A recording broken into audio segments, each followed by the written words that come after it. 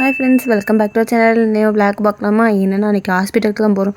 எனக்கு முன்னாடியே என் குட்டி இளவரசர் கிளம்பி காருக்கு முன்னாடி போய் உட்காந்துட்டேன். இன்றைக்கி என்னென்னா என் குட்டி இளவரசர் பண்ண திருமாயம் என் கண்ணை குத்தி ரெட் கலரில் ஆக்கி வச்சிட்டான்.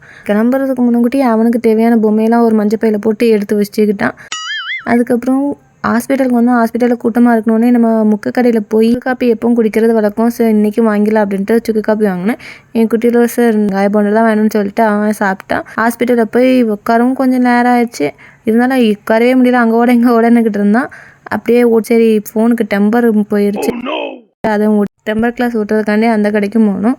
அங்கே போய் அவனுக்கு சும்மாவே இருக்க முடியலை. எனக்கு ஐபேடு ஃபோன் உள்ள பேக் கவரை பார்த்துட்டு இன்னும் பெரிய ஃபோன்னே கேட்டுக்கிட்டு இருந்தான்.